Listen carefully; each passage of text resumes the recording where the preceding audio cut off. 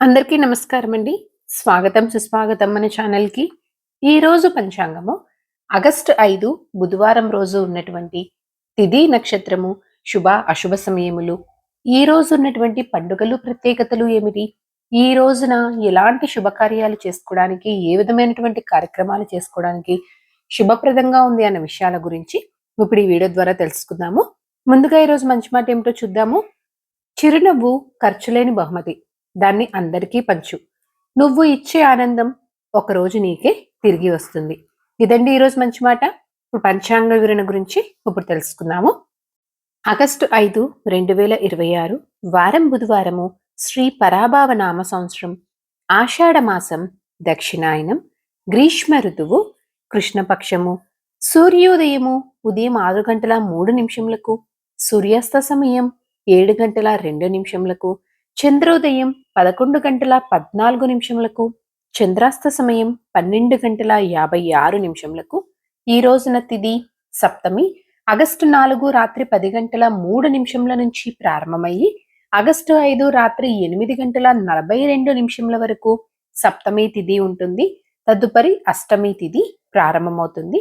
ఈ రోజున నక్షత్రం అశ్విని ఆగస్టు 4 రాత్రి 9:54 నుంచి ఆగస్టు 5 రాత్రి 9:18 వరకు అశ్విని ఉంటుంది.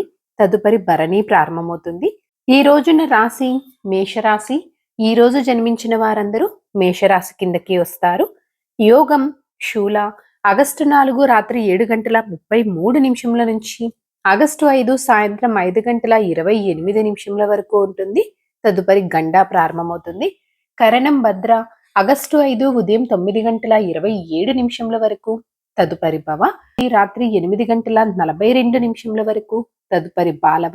ఇప్పుడు ఈ రోజు ఉన్నటువంటి శుభ అశుభ సమయాల గురించి ఇప్పుడు తెలుసుకుందాము. ముందుగా అశుభ సమయములు. వర్జ్యం సాయంత్రం 5:24 నుంచి సాయంత్రం 6:58 వరకు. దుర్ముహూర్తం మధ్యాహ్నం 12:06 నుంచి మధ్యాహ్నం 12:58 వరకు. రాహుకాలం మధ్యాహ్నం 12:32 నుంచి మధ్యాహ్నం 2:10 వరకు. యమగండం ఉదయం 7:40 నుంచి ఉదయం 9:18 వరకు. గుళిక కాలము ఉదయం 10:55 నుంచి మధ్యాహ్నం 12:32 వరకు. ఇవండి ఈ రోజు ఉన్నటువంటి అశుభ సమయాలు.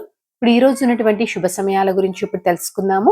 బ్రహ్మ ముహూర్తం ఉదయం 4:27 నుంచి ఉదయం 5:15 వరకు. అమృతకాలం మధ్యాహ్నం 2:17 నుంచి మధ్యాహ్నం 3:50 వరకు. గోధూలి ముహూర్తం సాయంత్రం 6:53 నుంచి రాత్రి 7:15 వరకు. విజయ ముహూర్తం మధ్యాహ్నం 2:33 నుంచి మధ్యాహ్నం 3:25 వరకు. ఈ రోజున అభిజిత్ ముహూర్తం అనేది లేదండి. ఇవండి ఈ రోజునటువంటి శుభ సమయాలు. నిన్నటి ప్రశ్నకి సమాధానము నేర్పిన వారు బలరాముడు అండి. సరదాగా వీక్షకులకు ఒక ప్రశ్న. ఈ రోజు ప్రశ్న వచ్చేసి రుక్మిణీదేవి ఎవరి అవతారంగా భావిస్తారు? దీనికి సమాధానం తెలిసిన వారు కామెంట్ రూపంలో తెలియజేస్తారని ఆశిస్తున్నాను.